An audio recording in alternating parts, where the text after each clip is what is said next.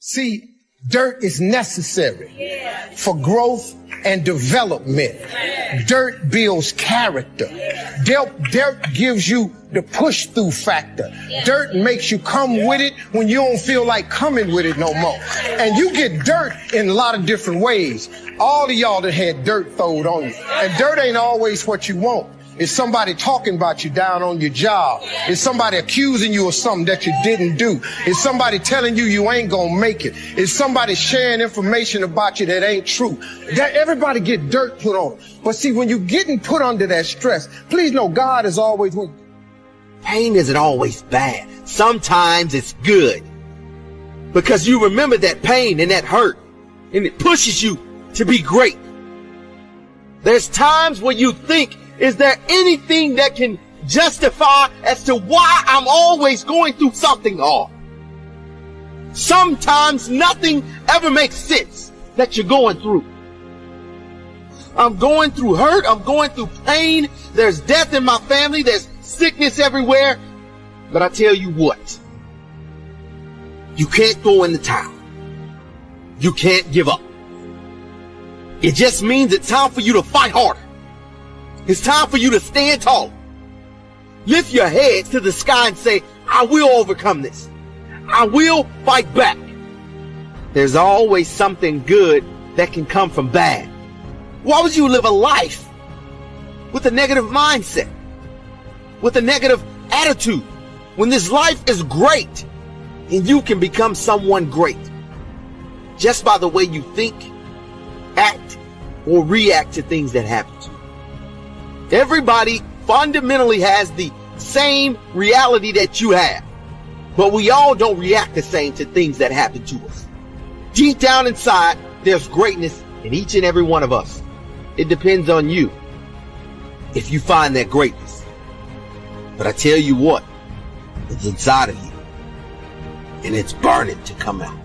When you're working on a dream, at some point in time, a transition takes place. And the transition is what you are becoming in pursuit of the dream. Because even if you don't get the dream, you become such a strong and powerful person. It will so change your life, you can look at something else and say, well, I think I'll go do this then. Because you have now developed yourself in such confidence and such competence in how to deal in the arena of life that you can move into another area and not miss a beat. Once you begin to discover who you are, then you really realize how you have been given authority and dominion over everything on the face of the earth, including all the dimensions of your life. But you can only do that through the struggle of life. And most people avoid the struggle. Most people go through life avoiding pain. And when you go through life like that, something in you dies. Something in you that you never activate is lying dormant in there, that you never get a chance to call on because you have not challenged yourself.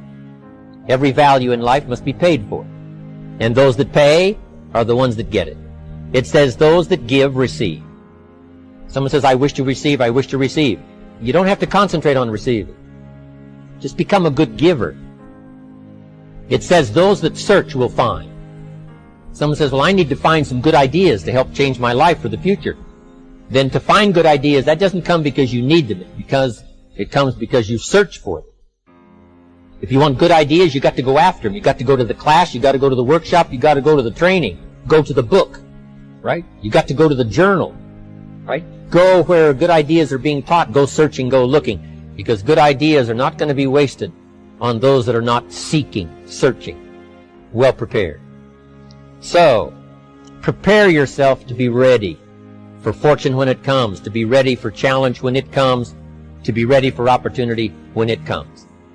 Opportunity comes along and passes by the person that is not well prepared. How could my ideas be more powerful? How could they be sharper, more clear? How could I reach some people next year that I perhaps can't reach this year? I haven't reached deep enough into my own soul to affect some people. Some people just pass by and say, hey, what a good speech. But how could I make it stronger than that, deeper than that, more powerful than that? I cannot be as powerful as I could be next year. You know, you can't go to the 10th grade in the 5th grade. You just got to go through the grades. But the more you are prepared, when the 10th grade finally comes, now you can cash in and get 2 times, 3 times, 5 times more value from it by being prepared. until you have had the taste of finishing, you will not respect yourself.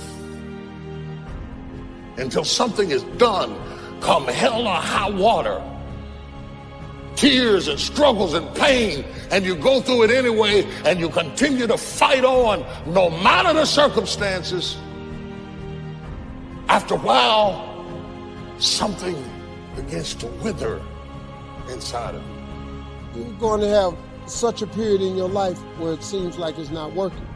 You're going to have a lot of trials and challenges, and everybody has a turn back moment. Where the direction you're going, you will have to make a decision to keep going or you turn back.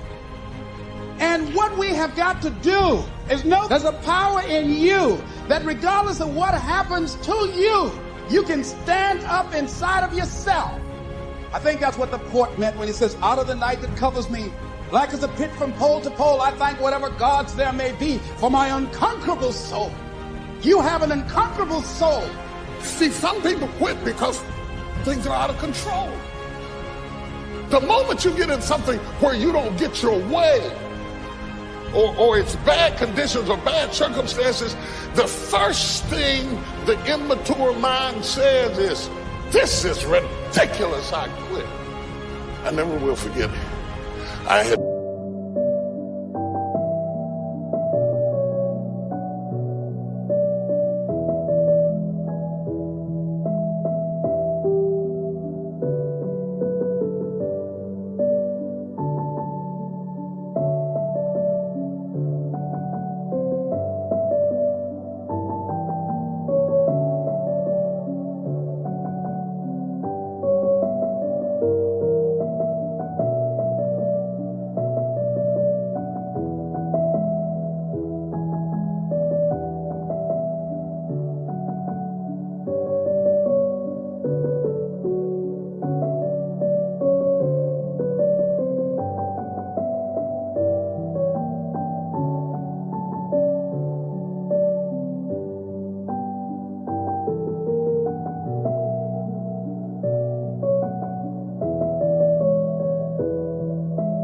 a friend of mine who was much older than me, who was going through a real tough time in his marriage. I told him, you ought to get out. I watched him suffer so bad, I thought you ought to quit. He was so lonely that he got a dog and named it Friend. And I watched him take so many blows in his heart, in his masculinity, that it was so hard to watch. I wanted him to divorce her so I didn't have to see it. He stayed, and things got worse. And then sickness came in, and then it got really bad. And he stuck it out to the end. I mean, to the end. And I was at the funeral, and I remember thinking, you finished. You went all the way to the end. Better and worse and sickness and health. You went through all of that stuff. It was amazing to see somebody who finished. The danger of living a life of incompletes.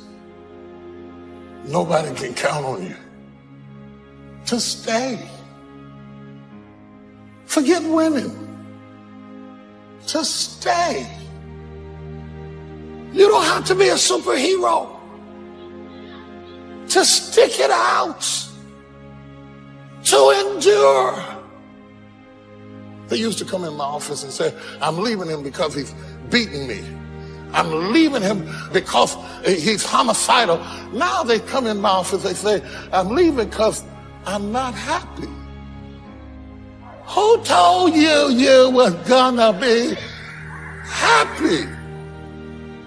Who do you know in your life that is happy all the time? To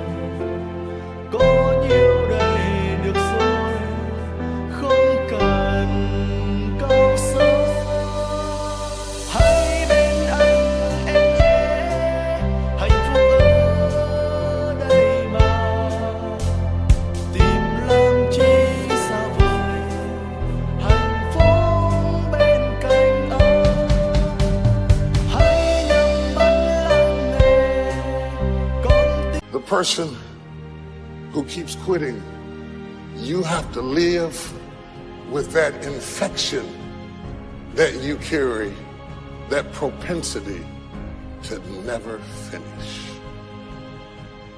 Are there any fighters in here? I fought my way up. I fought to get to work. I fought to stand. I fought to carry on. I fought to love. I fought to get out of bed. I fought with my fears, my anxieties, my insecurities. I fought with haters, backbiters, and betrayers. And many times I laid in the bed, I couldn't go to sleep because I was fighting with myself. I fought a good fight. You might not have seen it. You saw the glamour. But let me show you what you didn't see. I fought to do that. I lost a lot of stuff. I lost a lot of friends. I lost a lot of courage. I lost a lot of money. Down on my knees, I was still believing.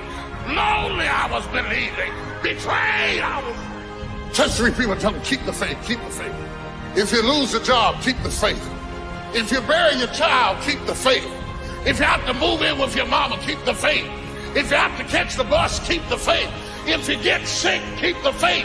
If you got heart trouble, keep the faith. You might not get a new heart, but you got to keep your faith. Just keep walking, keep praising, keep thanking. That's when the miracle is going to take place. You can't go by what you see, go by what God promised you. My business is still slow. Keep on walking. These people at work are still not treating me right. Keep on walking. God sees your obedience. He hears you praising when you could be complaining. He sees you stretching when you could be shrinking back. As you keep walking, you're going to see God show out in your life.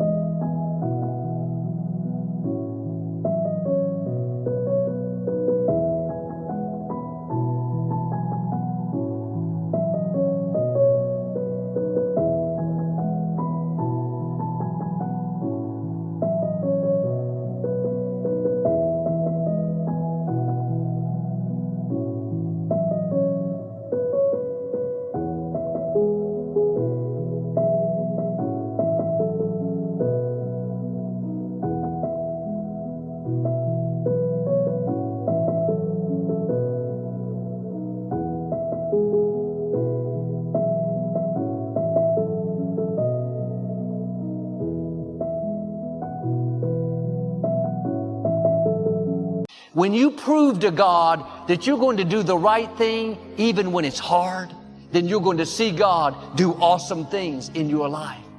Don't talk yourself out of what you know God is telling you to do. Sometimes it seems ordinary. You're asking God to promote you. He's saying, get to work on time. You're asking God for healing. He's saying, eat healthier, exercise, get more sleep. It doesn't have to make sense. That's what faith is all about. Faith makes room for provision. You can't wait till it happens. You have to make room for it when you don't see any sign of it. You have to talk like it's on the way. Think like it's on the way. Are you missing your miracle because you're reasoning everything out? You're looking at it all in the natural. God is supernatural. After Moses died, God raised up Joshua to lead the Israelites. The earlier generation never made it into the promised land. Now the children of that generation had grown up. They were headed to the promised land, but they had to cross the Jordan River. The problem was, it was the rainy season, and the Jordan was in flood stage, with violent currents rushing down from the melting snow. Joshua was familiar with this type of scene. He was there when Moses held up his staff and the Red Sea parted.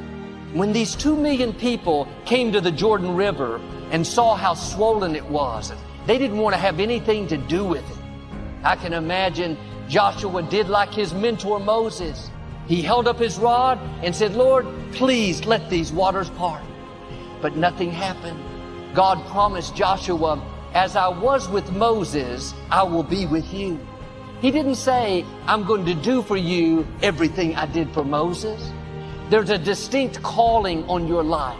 You don't have to copy someone else, try to be what they are. Walk in your own anointing, walk in your own calling.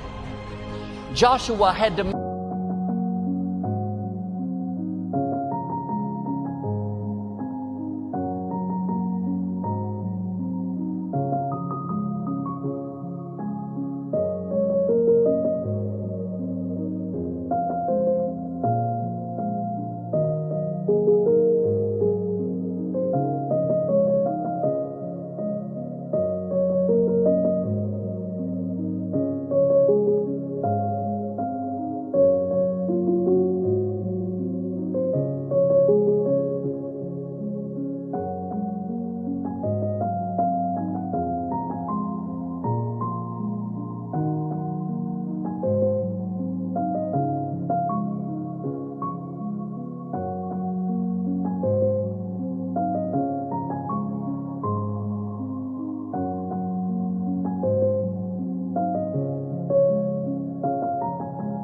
make a decision.